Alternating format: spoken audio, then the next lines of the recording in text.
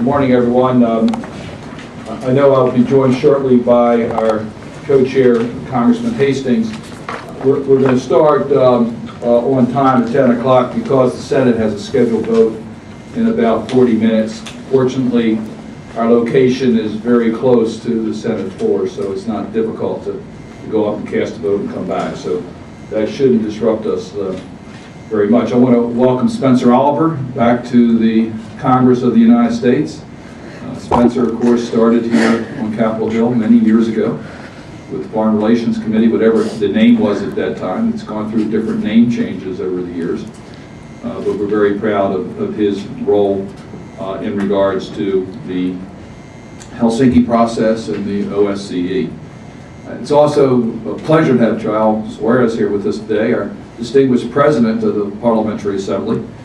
He has been a great leader, and we welcome you to the United States Congress and the Helsinki Commission. The tradition of the Helsinki Commission is to invite before us the leaders of the OSCE. We've had hearings for the chair in office. We've had hearings for the senior representatives from the executive branch who work with us on the Helsinki Commission. We've had many of our representatives of the chair in office who have testified before our commission.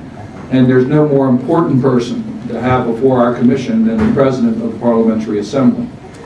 We believe that the Parliamentary Assembly is a critical arm of the OSCE, so much so that our own Alcide Hastings took on the presidency of the Parliamentary Assembly for 2 years, which was an incredible commitment of time and resources, considering that most of the activities within OSCE occur in Europe and Central Asia and requires a great deal of commitment of time in order to assume that responsibility. I'm also pleased to be a vice president of the Parliamentary Assembly, and I'm proud that we have had officers within the Parliamentary Assembly consistently throughout its time. So today we're privileged to have the President of the Parliamentary Assembly, and he's a dear friend of all of us, and he has been a very close ally of the U.S. delegation to the OSCE. This is a critical moment in the Parliamentary Assembly for many reasons. Your timing couldn't be better. Our delegation has been actively preparing for the annual meeting in Oslo. We have organized from the point of view of trying to make this the most productive annual meeting of our Parliamentary Assembly, Mr. President. We have really tried to streamline the supplemental items. I know that you are concerned by the numbers, but I think you're going to find that the matters that we bring to the attention of the Parliamentary Assembly are those that are critically important, including nuclear security and the safety of journalists. We believe that's a critical issue of our time. We also are actively involved, as you know, this year in the chair in office of Kazakhstan, who is working towards a summit of heads of state later this year. That is a unique opportunity. We haven't had a head of state meeting, summit, since 1999, and we obviously want to make sure that is a successful opportunity. Your work there has been noted, and we very much want to work with you in that regards. Now, Kazakhstan itself has presented challenges for us. I just point out the most recent headline where the Kazakh leader gets immunity power to rule law for life. That may be something we want to take a look at, and I just mention that because we thought that the fact that he did not sign the parliamentary law meant that it would not become law, but it looks like it has become law without his signature, so it's something we obviously are concerned about. We've gone through an internal review within the OSCE itself. The Corfu process, I joined our distinguished president in Corfu and was very proud of your presentation to the representatives who were there. And I think we all believe that we need to revigorate the OSCE process, and particularly the relationship between the Parliamentary Assembly and the OSCE. And that is a continuing process. The Corfu process is to make more effective not just security, but also economics and environment and human rights within the context of the OSCE. And I know our President and our Parliamentary Assembly has played a very important role there. The expanding threats to security within the region is clear through terrorism and nuclear safety. And we look at the headlines today of what's happening in Kyrgyzstan, and our prayers and hearts go out to those who have been victimized through the violence within Kyrgyzstan. We know that our president and the OSCE has played a role in trying to bring about the right transition for the people of Kyrgyzstan. But we know that there is serious issues there, and we welcome our president's thought as to how we could be more constructive in that very difficult part of the OSCE region. In regards to economic and environmental challenges, the President of the United States addressed the American people last night, talked about not only the spill in the Gulf of Mexico, but the need for a renewed energy policy in America that uses less fossil fuels and puts us on a course to be a responsible international citizen. I'm proud to work within the Parliamentary Assembly on energy security and on oil transparency, so that the initiative for the Extractive Industries Transparency Initiative is one that is fully engaged and supported within the Parliamentary Assembly. And then the signature issue, the issue that has been the most visible within the OSCE, within the Parliamentary Assembly, within the Helsinki Commission, has been human rights. It was the issue that attracted me to get involved in the Helsinki Commission when I was first elected to Congress in 1987. It has been an issue in which I'm very proud of the U.S. delegation. The U.S. delegation has raised the issue of trafficking, has raised the issue of anti-Semitism, has raised the issues of tolerance and against all forms of discrimination, has raised the issues concerning the Roma population, has raised the issues of human rights, of journalists. The list goes on and on and on, and we are very open in calling out specific names, as I have in regards to Russia, as I have in regards to other countries. So it is a challenging time, as I said, for our organization. The challenges are there. We are a consensus organization, which means we need to work cooperatively with all the 56 states. That presents its own set of challenges. We depend upon goodwill, and we depend upon leadership. And at times, leadership has not been as strong as we would like it to be. But I can tell you without any qualifications at all, we are proud of the leadership of our Parliamentary Assembly under President Flores. We believe that he has brought our organization together in a very strong, effective manner, and he's leaving it in good shape. He's term limited, so this will be his last year as president, and we're very honored that he has chosen to visit us here in Washington. With that, let me turn it over to Congressman Hastings. Mr. Chairman, thank you very much for allowing me to have the opportunity to speak and welcoming our good friend, Joe Suarez, to Washington, the United States Congress, and the Helsinki Commission. I certainly wish Joe success in the upcoming OSCE Parliamentary Assembly annual session in Oslo. And I also wish him the best as he becomes the President Emeritus of the Assembly for at least 1 and perhaps 2 years. Having been there myself as a President of the OSCE Parliamentary Assembly, I can say that passing the baton to another parliamentarian does not necessarily mean time to relax. You appointed me, Mr. President, as your designee to the Mediterranean partners, and it has kept me continuously busy in the emeritus posture. The experience that comes with leading the Assembly brings an ongoing expectation by others and a very real sense of commitment from within oneself to continue to work hard in various assignments that hopefully will improve the lives of those living in countries or regions troubled by conflict, corruption, and repressive regimes of both. And the Senator correctly has pointed to some of those areas in the OSCE sphere. Unfortunately, with the added description of emeritus to one's title, it also becomes more difficult to get others to notice the work that you're doing. And I speak for myself, and I believe Göran Lennmarker of Sweden, in expressing a commitment to work with you on issues of common concern after the annual session in July, or perhaps by pooling our talents we can get greater notice and more things accomplished as past assembly presidents when we work together. It also needs to be said that the president of the Parliamentary Assembly will carry much less significance if not for the support that comes from the International Secretariat.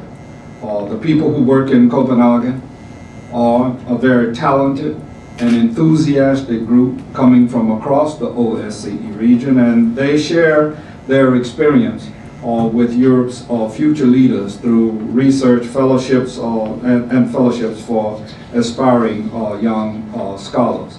I make no bones about the fact that I will do everything I can to assure that Spencer Oliver and the staff that I came to know and have great respect for will continue their efforts with the president that follows you, Joe.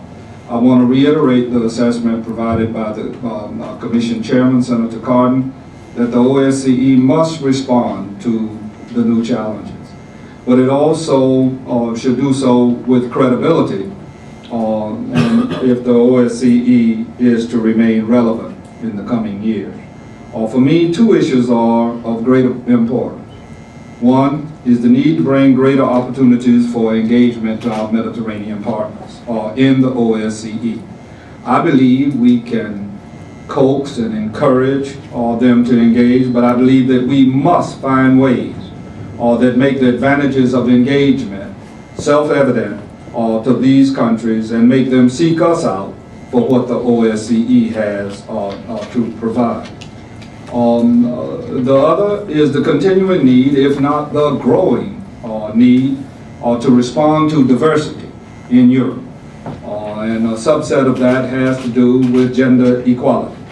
And all of us, presidents before you, and I'm sure those that come, will know the legendary work of Tona Tensgaard and other women, Louise Slaughter here in our Congress and the Commission, and how much we respect their efforts and compliment them. The OSCE countries have long focused on how to accommodate and integrate the national minorities who've lived there for centuries, with the borders changing around them. Today there are new groups from other regions of the world requiring responses to combat racism and xenophobia on the continent. I hope we will hear the views of our esteemed witness today and on these and many other issues of concern to the Helsinki Commission. I note the presence now and behind you, Ambassador Idrisov has entered, and I'm sure you will have an opportunity to speak with him, with them being the chair in office. But on the subject of diversity, let me just add one thing. As much as we concentrate on human rights, and rightly we should, as much as we concentrate on media freedom, and rightly we should, and we should restore as best we can a media award for the brave journalists that work in the OSCE sphere and around this world, as we have done. I think we did a lot of good when we had the award that was given. As much as we talk about the rule of law, and we should, I remind my friends in the OSCE sphere that discrimination is rank and rife throughout the OSCE, the Parliamentary Assembly, all of the structures that we have come to know in various forms. It shows its ugly head. Perhaps the biggest one in Europe that shows it is the plight of Roma and Sinti. I said to a group that the German Marshall Fund has in the Canon office building as we speak. These youngsters came from everywhere, including a young law professor from Portugal. Jao was among them. I said to them what I said in the civil rights era to a white man that asked me one day, what do your people want? I told him, and this is what I say to Europe and what I say to anybody else that discriminates. Get out a pencil and a piece of paper. Write down everything you want for your family and sign my damn name. You understand? That needs to be said over and over in France and in England and everywhere else as people seek to integrate into our society. Mr. President, Chairman, I'm sorry I went on, but there are any of our other colleagues here, so I took their time. Starting to sound more and more like a senator. Let me welcome again our President, Joao Suarez. It's a pleasure to have you here. Thank you so much, dear President, dear Chair of the Helsinki Commission, and dear Co-Chair of the Helsinki Commission. My first words are to express how glad I am to be here and how honored I am to be here in front of you once again, and to be on the side of Spencer Oliver, our Secretary General. It's for us a great moment in improving the work of the Parliamentarian Assembly, as we have done, following the rules that were left to us by our former President, Helsinki. I wanted to underline the fact that I believe strongly in the OSCE, and of course in the Parliamentarian Assembly, which is the only democratic institution inside the OSCE. I believe in the history of the OSCE and what we have done since Helsinki Final Act in '75, and what we have proved that we could do as an international institution, one of the most active, if not the most active and the most flexible, as far as the conflicts and human rights problems and development problems were concerned in Central Asia, in Caucasus, in the Balkans. We have been, along these 30 years of history, the most effective international institution and the most flexible international institution, with a strong contribution from our parliamentarian side. And I have to recognize the work that has been done both by senators and congressmen of the United States. It has always inspired us very much. And I want to recognize the work that Helsinki made as our previous president. He was the only president that visited all the Mediterranean countries.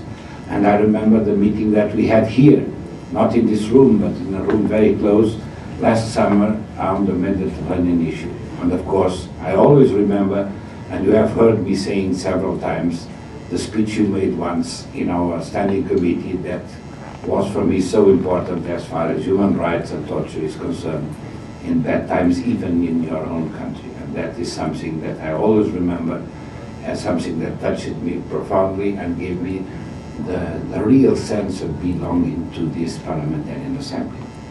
And I think sincerely that we have done our work, and we have done hard, because we have the best secretariat in the world, a team that is led by Spencer Oliver. It's a very small team with a small budget, the smallest budget between all parliamentarian assemblies in the world. We have made a work for the Bureau meeting where Elsie was in Lisbon, comparing the budgets and the teams that worked in the secretariats. And we have done an amazing amount of initiatives touching the most important issues. The wars that we had one war during my my first mandate as president of the Parliamentarian Assembly. We had a war in the South Caucasus between Georgia and Russia, and we had one of the best and the most important international meetings discussing the issues in the South Caucasus. And we were, among the international institutions, those who were most effective as far as this problem is concerned. And of course, we are following, as you said, Senator Ben Cardin, very actively what is happening in Kyrgyzstan and in all Central Asia. We had a conference just a few weeks ago in Almaty, and after the conference we went once again to Kyrgyzstan to speak with the new authorities, to speak with the opposition parties, to try to give them a real and concrete help as far as work in the field is concerned, to develop their democracy as they want to develop one parliamentarian democracy in Kyrgyzstan. And of course we have followed what happened in South Kyrgyzstan in recent days. We have our special envoy, Mr. Kimmo Kiljunen, who is already, I hope, is already there, and we are following it very closely in work with the OSCE field mission. We have always supported very much the field missions, because I think sincerely that even considering the United Nations, the European Union, and all other international institutions, the OSCE is since the beginning the most effective and the most flexible as far as the real issues in the field are concerned, and we're dealing directly with them. And I think the added value that the OSCE has always had along its history is the fact that more than 85% of its resources, human and financial, were dedicated to the field missions. And what is occurring? And we have to face the problems in front as they present to us, is that now the situation is coming back and not so good as we wanted it to become, because Vienna is becoming, if you allow me, my English is not so good as I would like to have it, but Vienna is becoming fat and the field missions are becoming thin. And there is a bureaucracy in Vienna that you both know very well, especially Halsi Hastings during his 2 years as president of the Parliamentarian Assembly, and the bureaucracy is taking the floor in Vienna instead of taking good decisions. There is a lack of transparency, there is a lack of accountability, and we should think on reforming the OSCE, because it can be one of the most effective, if not the most effective, international tool that the international community has in its hands. And what is occurring in Vienna, it's a real problem. We could probably have prevented the war in the Caucasus if the Permanent Council worked correctly. And you spoke, and very correctly, Senator Ben Cardin, about the Corfu process, where I had the honor of being on your side. But the Corfu process, for me, as an engaged observer of the OSCE, is the proof that the Permanent Council doesn't work, and that they needed, the ministers needed another instance to take real political decisions that should have been taken in the Permanent Council in Vienna if there was transparency, if there was accountability, if there was a correct evaluation of what occurs there. There is no real debate in the Permanent Council, and Halsi Hastings has been there several times, like myself, when he was president. Ambassadors, I have all the respect for the diplomats, and I love their work, but they read their papers one after the other, and there is no real debate on the main issues. The new architecture of security in Europe, where was the debate? In the assembly, in the Parliamentarian Assembly. The war in the Caucasus, where was the debate? In the Parliamentarian Assembly. The Kyrgyzstan issue and the conflict in Kyrgyzstan, where was the real debate? The live debate, it was in the Parliamentarian Assembly just a few weeks ago in Almaty, Kazakhstan. I salute the Kazakhstan chairmanship, and I want to underline that we were, since Halsi Hastings' presidency and with Goran Lenmartin's presidency and my humble presidency also, in support of Kazakhstan chairmanship, according to the roots of the Helsinki Final Act, because we are an inclusive organization, a democratic but inclusive organization, where two words started to talk together, to demolish walls and to demolish iron curtains, like we gave a great contribution. And that's why we wanted Kazakhstan to have the chairmanship, and we are very glad and we are very proud to see that the Kazakh chairmanship is a very active one, and they have played their role, and they are playing their role very correctly, very engaged, with intelligence, with very good and experienced people. And that's something that we should also, and the idea of a summit, as you underlined, Senator Cardin, is a very good idea, because it could shake at another level the OSCE, and especially the Permanent Council in Vienna. With all the respect for the diplomats, we need a shake, we need a change. And I think change is possible. And you showed us in the United States that when there is political will and when there is democratic conviction, change is possible. Let's change the OSCE on the benefit of the international community. And I believe so strongly in the work that we can do. And of course, the role of the parliamentarians is a primary role.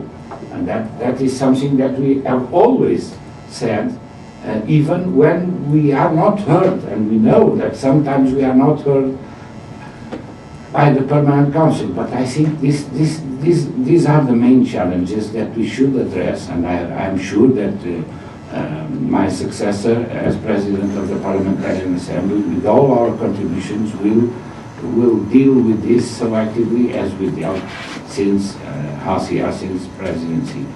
And thank you. Well, thank you so much for that very comprehensive and very frank assessment. We agree completely of the relevancy historically and in the future of the OSCE and the Parliamentary Assembly. And that it is out of frustration because we think it can be even more effective, that we would like to see the types of reforms so that we can be more engaged and have more impact on carrying out the commitments under the Helsinki process. Let me start with Kyrgyzstan, if I might, just to get your assessment. And it certainly has been one of the areas where having the chair in office in Kazakhstan has been a real advantage to dealing with this conflict. The quick involvement of OSCE, the most effective international organization in dealing with it, brought about the successful transition of power from the point of view of the exile and dealing with the immediate issues. Now it looks like violence, ethnic violence, has erupted again. People have lost their lives, and we're not exactly sure of the current status as this hearing is taking place. How do you see the role of the OSCE and the Parliamentary Assembly moving forward to help Kyrgyzstan and perhaps other countries in Central Asia deal with the transition to more democratic countries? Thank you for the question. I think Kyrgyzstan has always had a special role in Central Asia. It has one of the strongest civil society movements as far as Central Asian countries are concerned, and they have several attempts to go towards a democracy and a parliamentarian democracy, which is a very rare situation in Central Asia.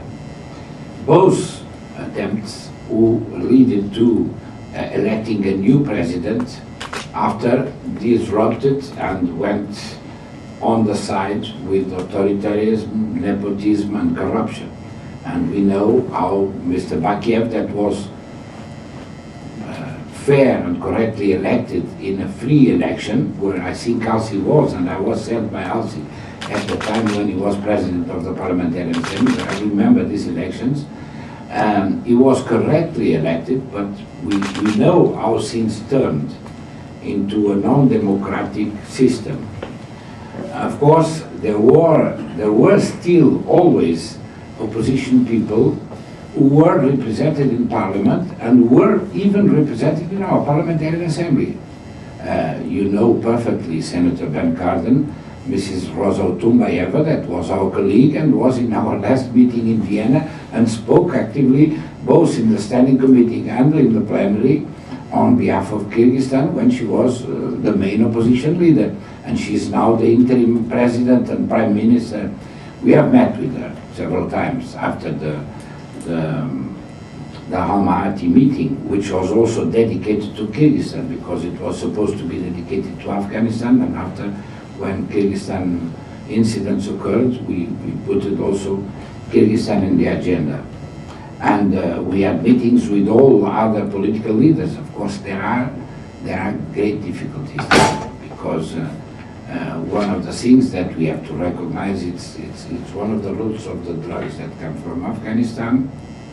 There are some marginal people and leaders of this kind of marginal activities that have some power. Of course, she is a respected person. She is popular. She is well known by all the sources that we had the opportunity to talk with in Bishkek and in other parts of Kyrgyzstan. She is respected and well known for being non-corrupt and to have a real and sincere will to go towards democracy and parliamentarian democracy to avoid the terms that we had in other presidential elections. But it's a very difficult situation. And of course we know that I've been there several times. There is a United States base there in Manas, in Bishkek airport. And of course we know what happened with Mr. Bakiev when he went to Russia and he said the United States are going to be out, and after he said the contrary some months after, and there are there are games, there are heavy games being played there, especially in the south, where there is an Uzbek minority that in the south in some parts is also a majority. And we know the difficulties of the relations between Kyrgyzstan and Uzbekistan. Uzbekistan is one of the most closest countries there. It's the only country. I think Alsi was there, and Goran was also there, but I couldn't get there because they don't come to the parliamentary. They pay their due, but they don't come to the parliamentary activities, and they don't want us to go there. And of course, Kazakhstan played a great role. We had not our special representative that I talked about, Kim Il-sung, was not able to go because he was in Bhutan. We nominated immediately an experienced senator from Kazakhstan, Mr. Adil Akhmetov, that has gone immediately to Bishkek, and he made a great work with the special representative of the Kazakh chairmanship during the first days. But we have to recognize there is also some rivalry between them. Kyrgyzstan is a smaller country, and there are some problems of rivalry. I'm glad that the border was open. We played a role, very discreet, but we played a role, the Parliamentarian Assembly, as far as the border between Kyrgyzstan and Kazakhstan was open. And I want to greet the constructive work that was made by our colleague and our Vice President Kasim Tokayev from Kazakhstan. He played also a great role. And of course, we are trying to play all the cards that we can, very actively engaged, very discreetly, to be more effective as far as Kyrgyzstan is concerned, but it's a difficult issue. What I was going to point out is that unfortunately, when there's a change in governance, and then there's coming elections to deal with either elected officials or constitutional reform, it's a focal point for ethnic tension, which has happened in Kyrgyzstan. I would just urge us, working with our governments and also working within the OSCE, to provide the type of technical help and assistance so that we can try to calm the areas as it goes through this transition, supporting the government in its efforts to bring about democratic institution building within that country. And I think the Parliamentary Assembly can play an even more active role here, and I know it's difficult, but we need to do everything we can to support calm during this difficult period in Kyrgyzstan. I agree completely with you, Senator, and I think we have played this role. And we have seen, I've seen since I was a normal member of our Parliamentarian Assembly under Hastings' leadership, under Gordon and Martin's leadership, I've seen, like you have seen, some people who were not correctly elected. I will not tell you the names, and you will not ask them to be from countries where the democratic rules are not followed completely, but that they have improved their democratic values by the simple fact of being members of our Parliamentarian Assembly and seeing democracy work. And I've seen many of these, cases. It's Spencer. That's Spencer. It's not mine. I wasn't. And I think that, sincerely, I think to evaluate, not to be too pessimistic, the role that we played in Ukraine in the last presidential elections, and I was glad that my good friend Alsi Hastings was also there. We played really a great role, because if we hadn't made, we have been in many missions. I was sent by Alsi and by Goran to many missions, and I've been also as president in 2 or 3 missions. But I remember very well the role that Alsi played in Georgia, and I was there in the presidential elections in 2008, before the war. It was a great role. But I think that now in Ukraine, it was really a point where it was very decisive. If we hadn't done what we have done, and we said correctly what we had seen and observed, there was a risk of turning bad after the elections, because there is also a tradition. Those who are defeated, or those who expect to be defeated, sometimes start to build their own arguments to go to the streets and to say that the elections were not correct, when they were really correct, and they were in Ukraine. And it was a good democratic transition, and there we played really a role in the name of human rights. And let me cover one other subject, then I'll turn it over to Congressman Hastings. You spent a good deal of your time in your presentation dealing with the Permanent Council and dealing with bureaucratic issues, which are clearly a challenge for all of us.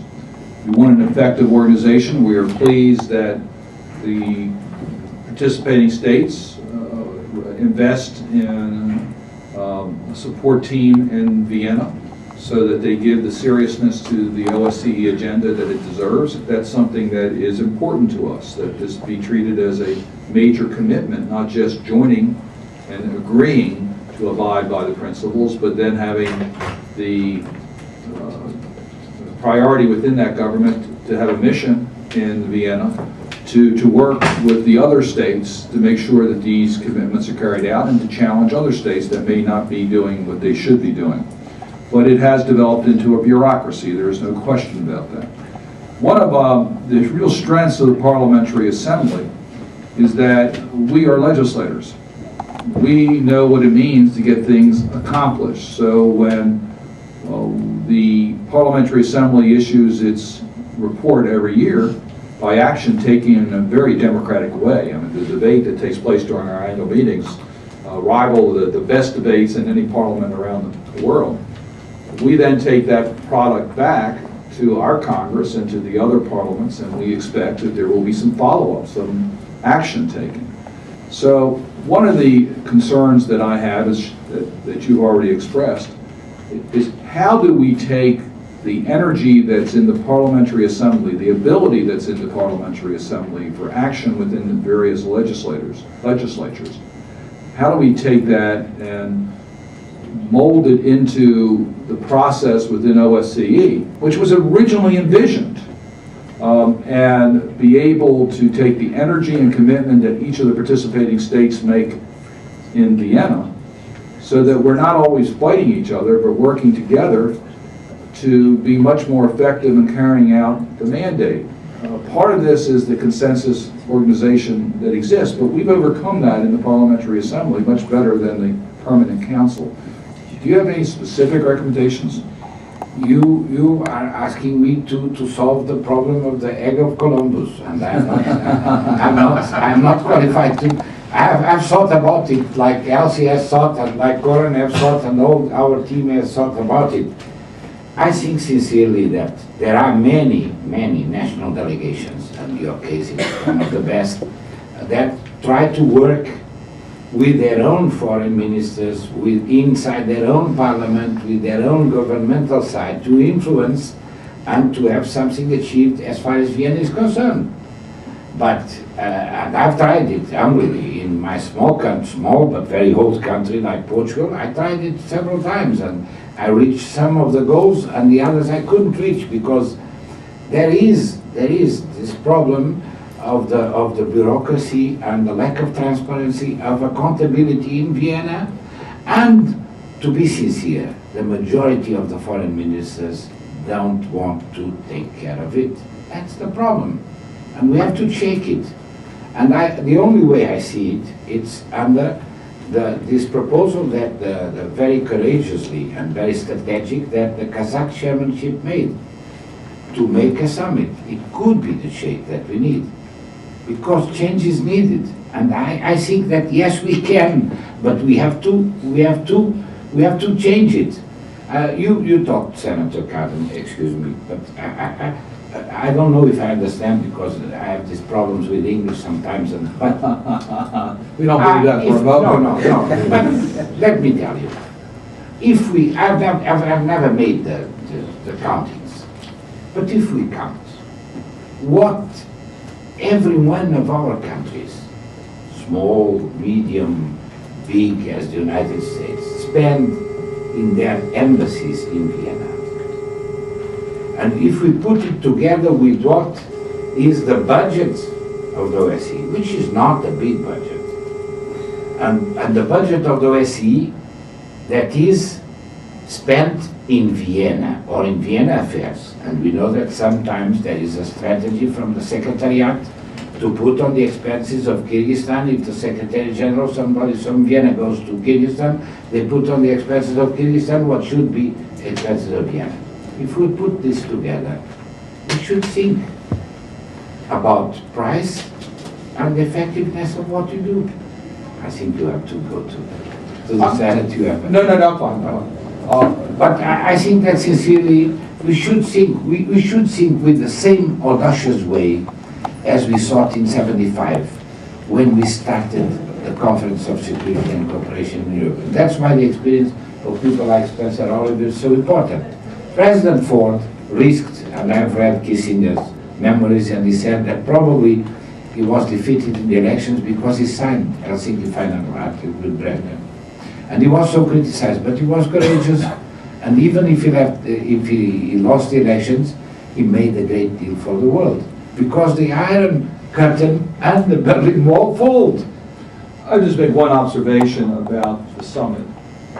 For the summit to be successful, and I hope it will cover more than just substantive issues, that it will get into the organizational issues that you have referred to, because I think it's important that it does that.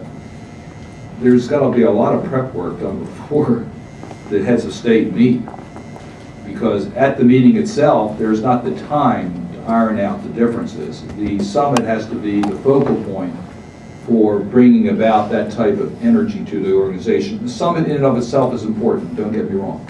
The fact that heads of state meet to reaffirm the commitments that are under the Helsinki Final Acts are very important. And we haven't had a summit since 1999, that's too long. So I agree with just the importance of having a summit. But if we're going to be successful, we're going to deal with advancements of human rights and security and economic and environment, then prep work needs to be done so that the heads of state can use that energy to advance the progress of OSCE. But also, we're going to be able to iron out the fundamental problems of the bureaucratic inertia within Vienna. That also needs to be addressed prior to getting to the summit itself.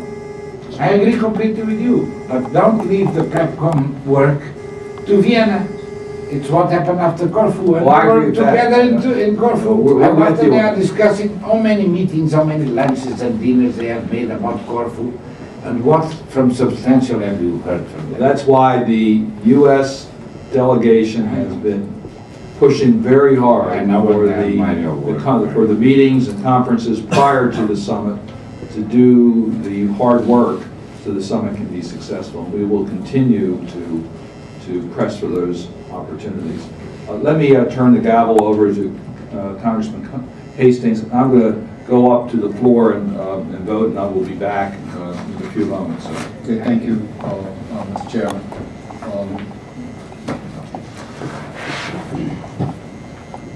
My good friend, Joe, you, sir, have done an outstanding job as President of the Parliamentary Assembly. I thank you first as a friend, and then on behalf of my country, and as well as fellows traveling on this planet. Your assessment that you've given, among other things, is testimony to how those of us in the OSCE sphere and those of us traveling together on this planet need to get beyond some of our differences and begin to do everything we can to gain understanding both of each other's cultures, religions, and developmental societies in our national structures. I, for one, am tired of the fight, and not tired of being in the Parliamentary Assembly, not tired of being in the United States Congress, but just tired of witnessing the world in turmoil when it could be made so much better for so many more people. That said, your assessment about how we could be more effective touches me deeply.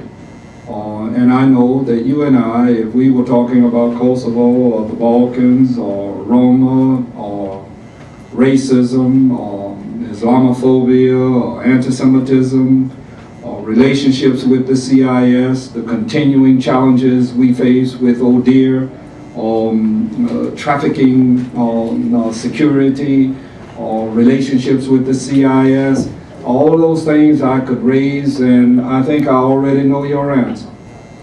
Because you and I have spent a lot of time together, and some of my most enjoyable times, not only in this organization but in life, have been experiences that we have had, both working professionally and in the limited time, time that we've had an opportunity to socialize. That said, I would appreciate it if you would give me your honest assessment as you prepare to pass the office to another parliamentarian and become the President Emeritus or Elder Statesman of the Assembly. Give me your honest evaluation of how you see the United States evolving as an OSCE participating state, and coupled with that, our very important partners in this experience, your honest evaluation of the CIS, and more specifically Russia, as an evolving participant in the OSCE. I'm going to be absolutely sincere.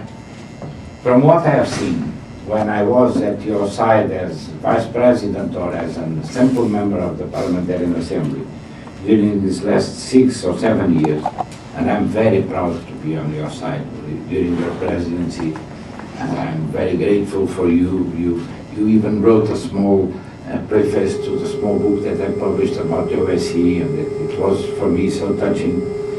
I think the Russians, like it or not, are those who are dealing, as far as Vienna is concerned and Louis is concerned, more professionally and more effectively with the OSCE. I have to recognize it, like it or not. And they have a team of very good diplomats, starting with Lavrov, who is the foreign minister, that you know as well as me, and going to the people who are in Vienna, who are in some of the field missions. They are those who are most effective. We know the line, we know what they want, and they express it, and sometimes they even joke with us, because there is no European Union presence. I'm very proud of being member of a country who is member of the European Union, but there is no European Union. There is no European Union. There is no face, there is nothing, as far as the OSCE is concerned. And unfortunately, the United States could be much better than they are.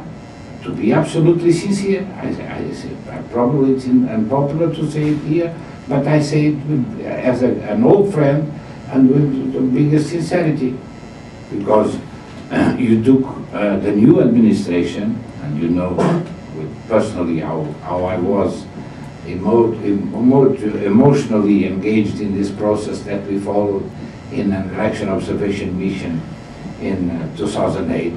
But the United States took more than 1 year to designate their ambassador in Vienna.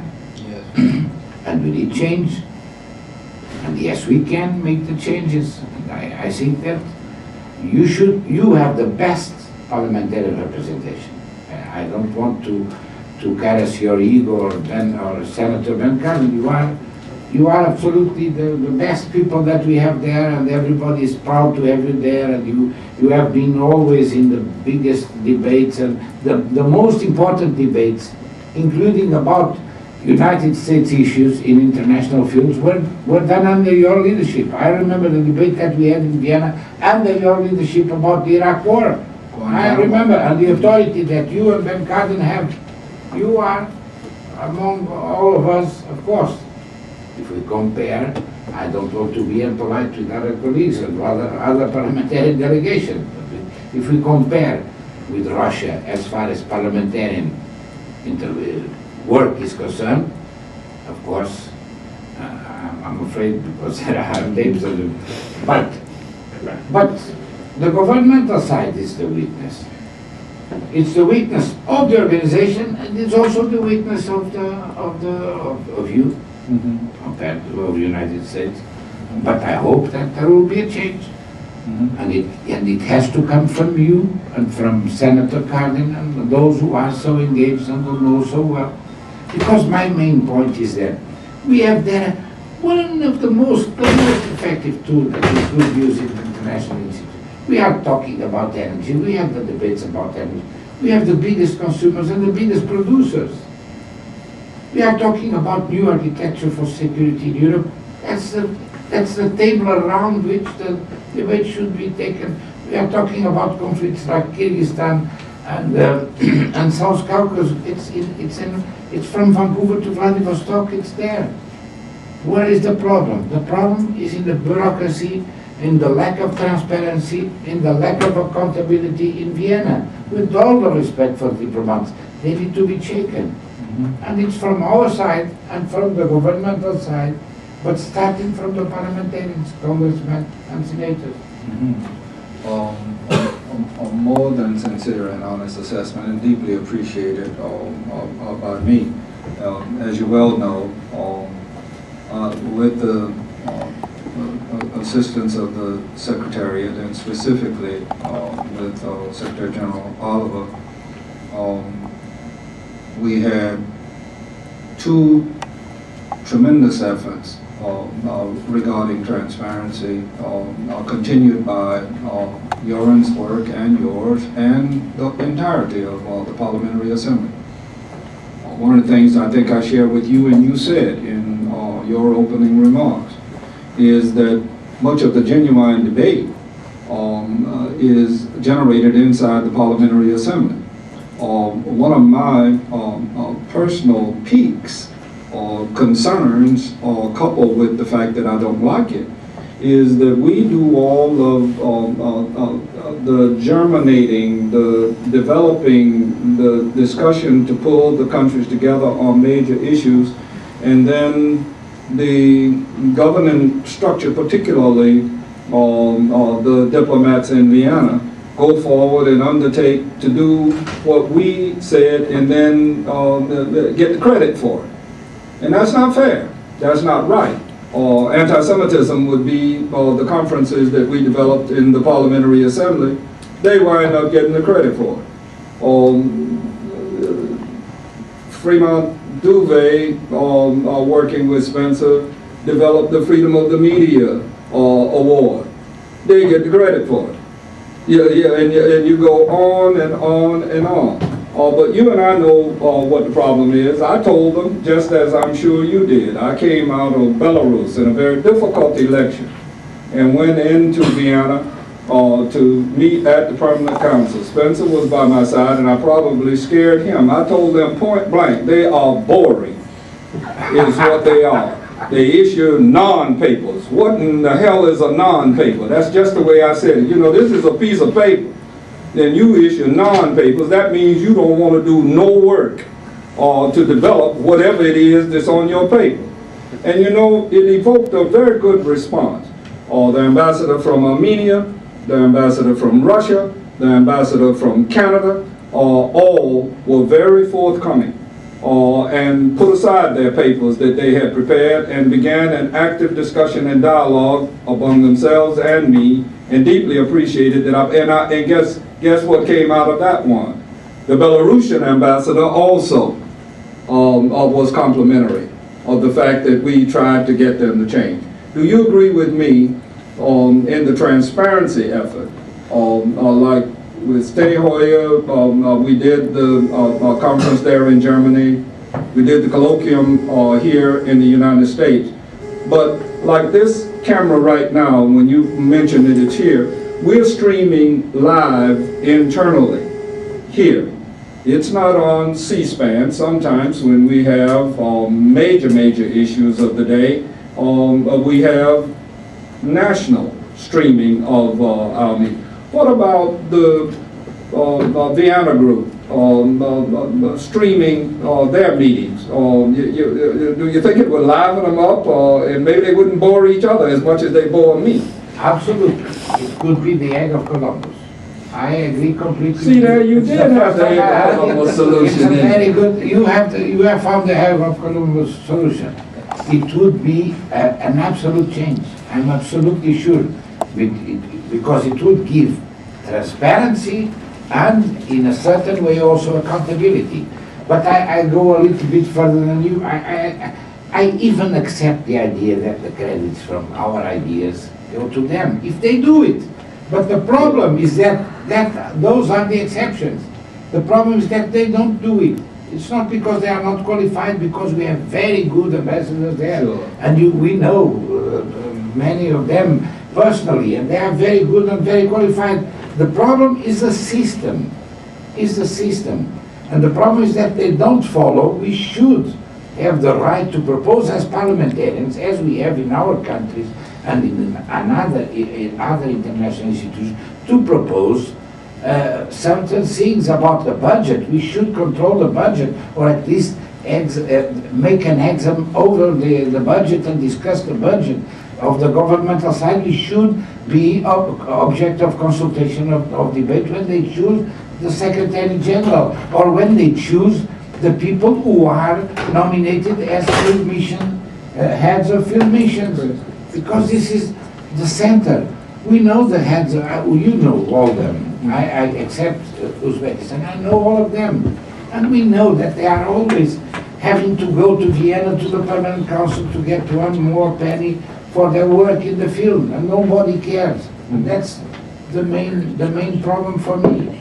And of course they are jealous of our work as parliamentarians, not only because we have the transparency and the accountability they don't have, but because we propose changes that they don't want. It's much more comfortable for them not to have the changes, but because they are jealous of the work that we make with our secretariat and with Spencer team, with a small budget, with a small team of people, supported by the Danish Parliament in Copenhagen, and with a small team in Vienna, we make a work that you know better than me, from Vancouver to Vladivostok. And that makes them jealous. And you know that jealousy is a political,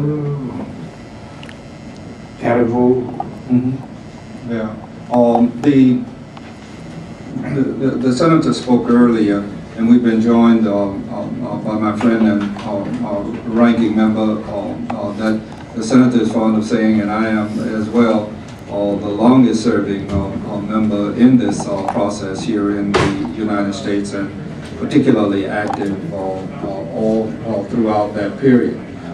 Before turning to him for any remarks he may wish to make and/or questions, I would like to explore a bit more. I'm leaving on the table so many things I'd like to talk about, Roma particularly, and the fact that this organization, as much as Tona and others have pushed us toward gender equality, and we have made great strides, I might add, during your tenure and in previous times, and I hope we continue. But the growing issues of diversity writ large in Europe are going to need to be addressed. And this organization can play a role in that. And we have begun an effort twice now in Brussels and sidebar meetings in Geneva on the subject of racism in Europe. And I know of what I speak because I live in the United States, and therefore no one in Europe, France included, need try to tell me that they don't have a problem. They have a problem, it's significant, it needs to be addressed, and OSCE needs to address it head on. And again, lead perhaps in the 56 country sphere or in that arena. I would hope if there is a summit that aside from addressing the governmental issues, and I might add, I support vigorously that there be a summit. It's been a long time since Yeah, since we have had Istanbul, and the interim matters in Madrid and Corfu need to be refreshed, in my view. Perhaps the term of the day reset, so that everybody come to the table and be frank with each other. There are happy moments and unhappy moments, but now, do you believe by the time of a ministerial or summit meeting in Kazakhstan, that in Kazakhstan, and I'm going to hope that the ambassador can stay around to talk with me personally about 10 or 15 minutes. So one other thing I would encourage, Mr. President, is you and the Secretary General, please encourage as many members as possible to attend the Tolerance Conference in Kazakhstan. It's scheduled for June 28th and June 29th. I'm awaiting understandings from Secretary Clinton and Speaker Pelosi as to whether or not I will be able to attend. I'm making preparations, but they have the call on whether or not I will be able to. It's particularly important, but it's also particularly important that Kazakhstan put forward straight up the Madrid commitments. And that would be true for a variety of reasons. But at the very same time, how do you see us shaping up? And what role, if any, do you see non-governmental organizations who are so critical to the overall process of development of human rights and democracy? How do you see a role that they would play? And what constructive criticism would you offer Kazakhstan and the rest of the countries as they proceed toward the summit? And then I would, after you respond, ask Congressman Smith if he would go forward. I agree completely with you as far as the summit is concerned and the shake that the organization needs, and that could come from the summit. And we talked a lot about it. And I agree completely with you as far as the issues of racism, fight for human rights, and the Belarus example you gave is also very important, because I know what we have done, what you have done when you were president, and we tried to follow your line. And I think we have made a lot of things. I remember the conference that we made more than 1 year ago there in Minsk in Belarus, and where we engaged Mr. Milinkevich, which is one of the most respected leaders of the opposition, to come with us. And this simple gesture made a very strong political significance, and I think we contributed a lot to the better developments that occurred in Belarus. Nevertheless, the difficulties that still remain. And that's the way we are trying to work. And I think that sincerely, Kazakhstan, nevertheless, some difficulties that were referred here by Senator Ben Cardin, I agree with him, has done a great job. But there are some credits that should be added to the work that has been done. And the Tolerance Conference is very important as far as what they have done in several human rights issues. We were there, and we asked to send one of our most credited members, an Italian colleague of ours, to see Mr. Jobtish, who was in prison, and we had the support from the Kazakh chairmanship and from our colleagues from both Senate and Parliament of Kazakhstan, especially Adil Akhmetov, Sultanov, and Kasim Tokayev, which I greet once again with great pleasure. And I've seen what they have done. We talked in a very discreet manner about human rights issues and freedom of religion, about Witness of Jehovah, and I have seen what they have done. And we didn't want to take credit about it, but I've seen it was a real good step. Nevertheless, who will receive the credits after? The fact is that things improved a lot and are much better than they were. And we made that a very discreet job. I always remember the report that was made by an US ambassador in Bosnia in the early 80s, Ambassador Berry, that said the OSCE is the most effective as work in the field is concerned and the less known internationally. We are not mediatic. Some of our colleagues say that that's bad for us. Of course, we live in a society and in a world of spectacle and media, and if you are not in the media, you don't exist. But sometimes the media, as you know better than me, have also a perverse role. And the fact that we are not so mediatic gives us the opportunity of going further in the political discussions. I remember the Toronto fall meeting discussion after the war, and if we were under the mediatic pressure, it couldn't have been so good as it was and so profound, with such high-level people. Of course, starting with you, that were also there. That's also a point. We make it discreetly, we don't want the credits, we want to be proud when we'll write both our memories in 30 or 40 years, and that something was done, really, concrete, in the field.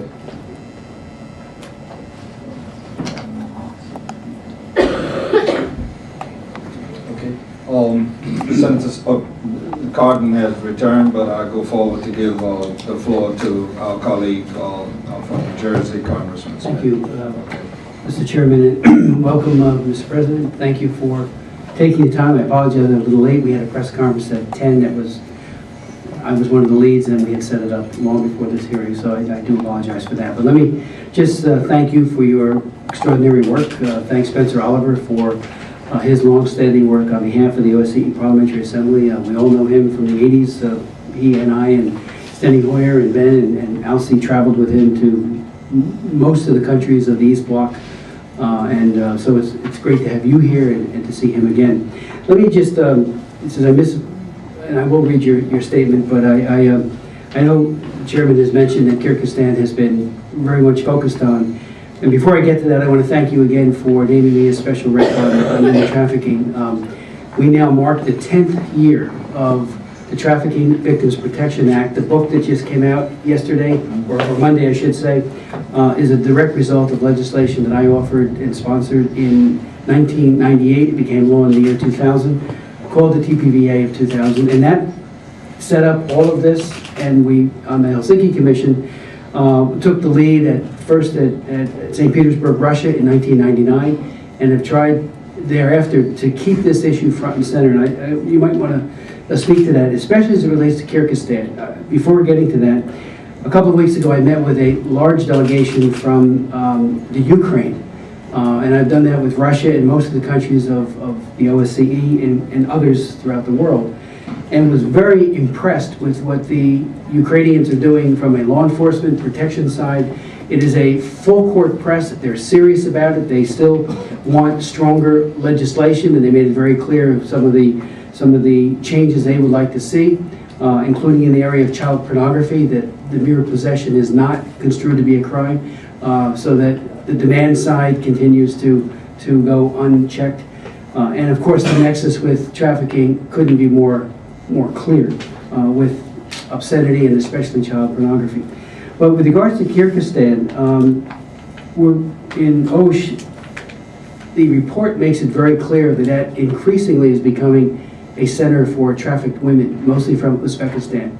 And I'm wondering if you might want to shed any light on it that you might have as to, obviously with so many displaced persons, that's a very serious fertile ground for the traffickers to exploit women and men and children.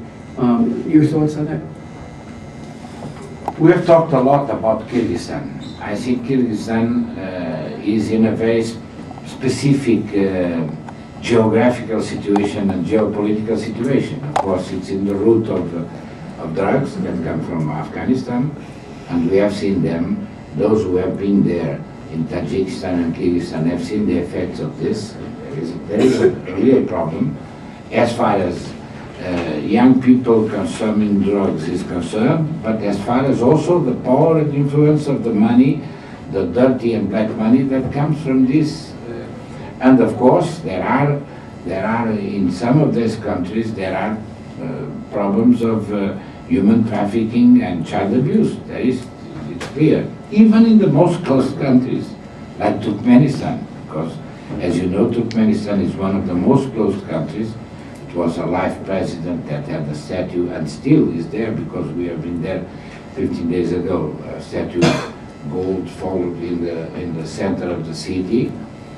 And there are also problems, but I think they have done a lot, and I think that the Kazakh chairmanship is playing an important role. Now, looking to the positive aspects, I think the Kazakh chairmanship is really doing a great role. Of course, with the difficulties of being one of the greatest, and as far as geographic limits are concerned, and one of the most powerful as far as resources and political skills are concerned. There is also a problem of relationship between all these countries, but the Kazakh chairmanship is doing a great job. For example, I agree completely with Senator Cardin about the resolutions that you are going to present in our Oslo meeting, and the nuclear is one of the main issues. Kazakhstan has authority as far as nuclear is concerned, because among the countries that emerged from the former Soviet Union, it was the first one that renounced completely to nuclear power. And they had nuclear power plants inside.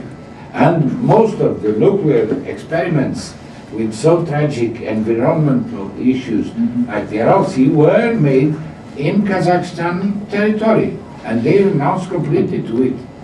Also, as far as human rights, we can see the negative aspects, and we talked about it, and I agree, but it's the only country that came from Soviet Union where there is a museum that I visited with Spencer Oliver on my demand of the Gulag, in a former Gulag camp, where they honor the victims of political repression and intolerance. So that gives them also credit, and we have to push the positive role they are playing and the credits they have as far as all these countries are concerned. Of course, there are difficulties. But there are many NGOs in Kyrgyzstan. It's true. I've been amazed all the time by the energy that the civil society has there. There are many bad forces also that came from child abuse, human trafficking, and traffic of drugs. But there are also many, and I think our role is to support them.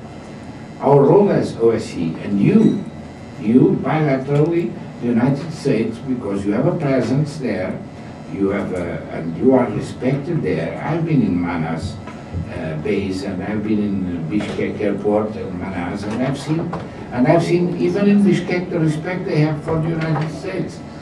You have, and there are many other institutions. I wanted to underline something that I admire very much. I went there with my friend and colleague Andreas Baker. The role that the Aga Khan movement is playing in Central Asia. They are building, and it's already working, the University of Central Asia with 3 points: Kazakhstan, Kyrgyzstan, and Tajikistan.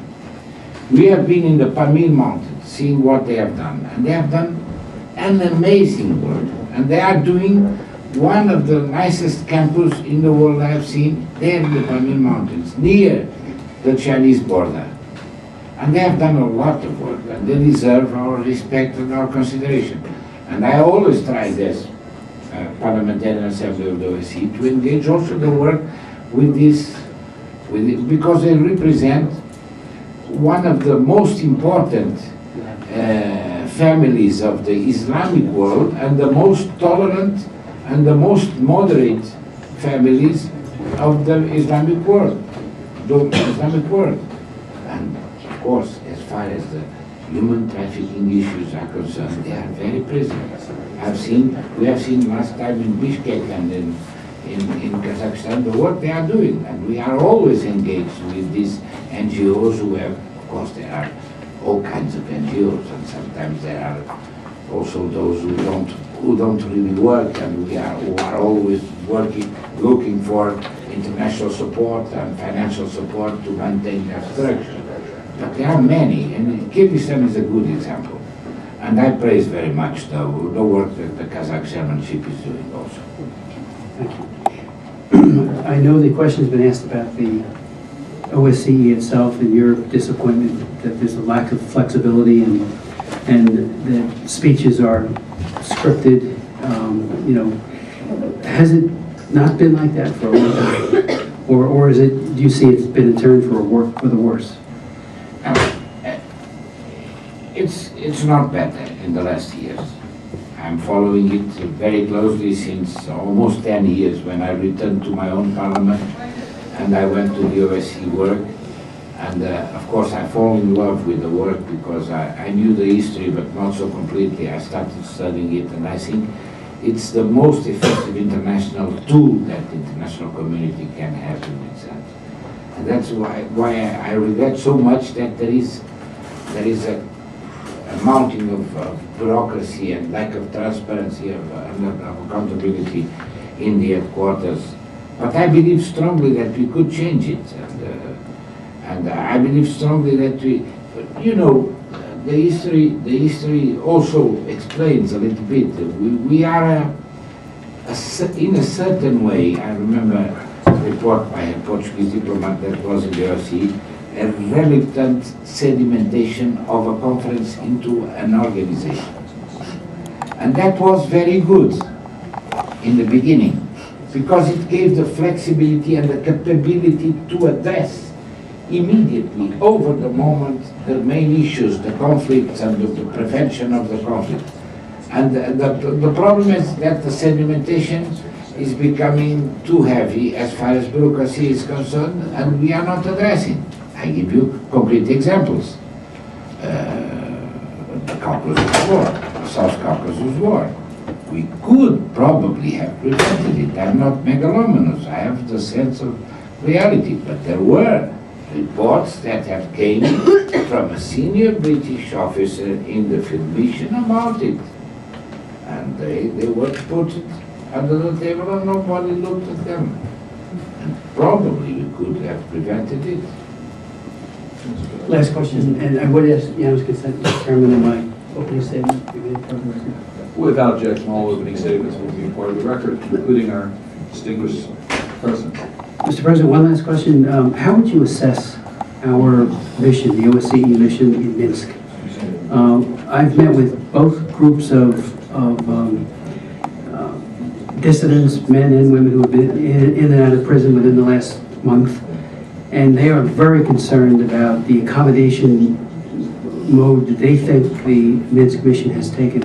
Do you have any thoughts that you might want to share with us on that? I had a good impression of the Minsk mission.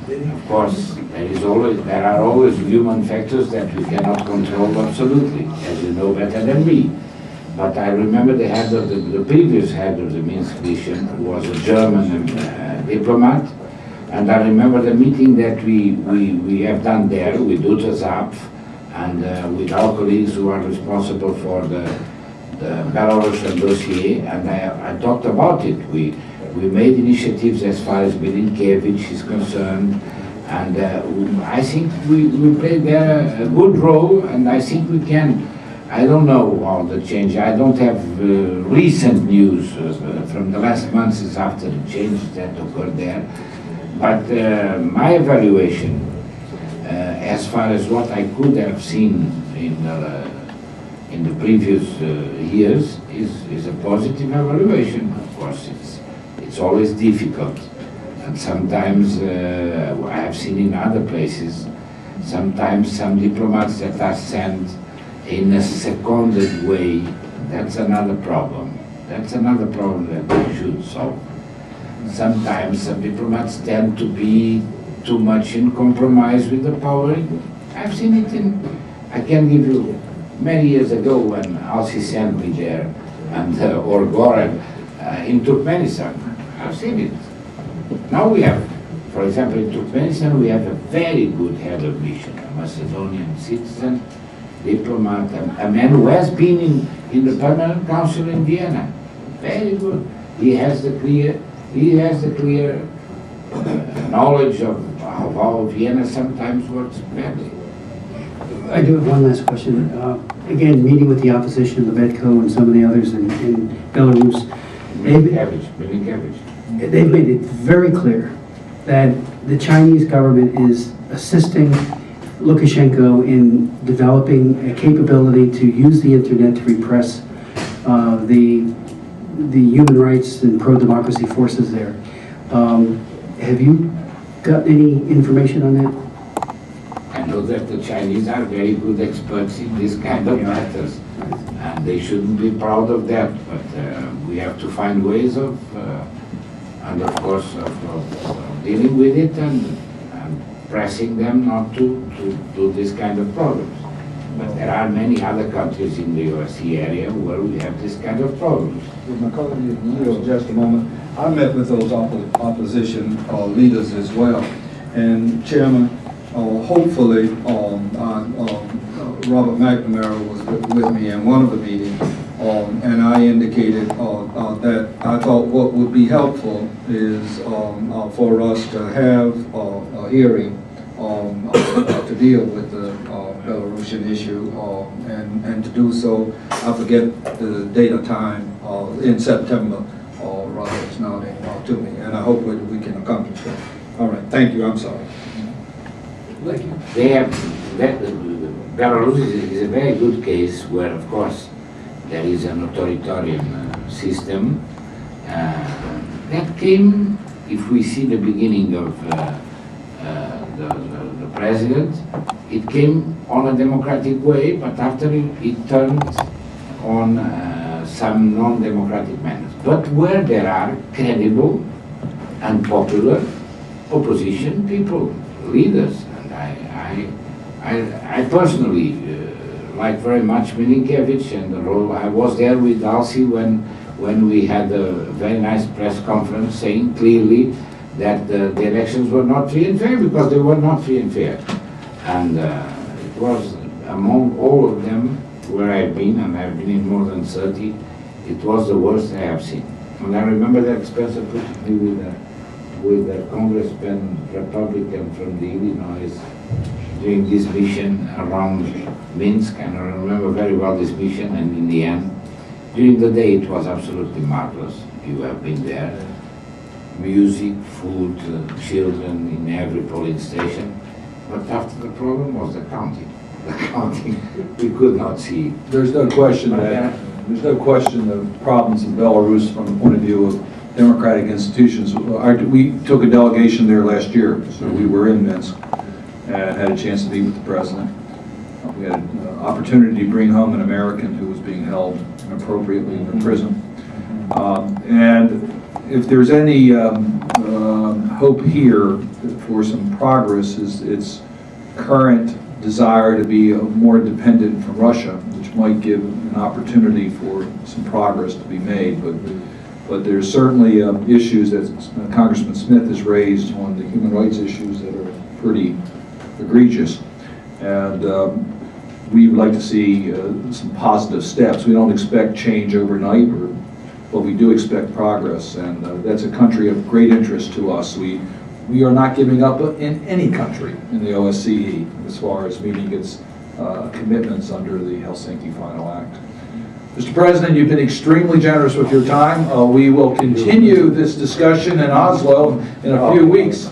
So we look forward to a very robust debate. Just one last observation, which I think you're absolutely correct.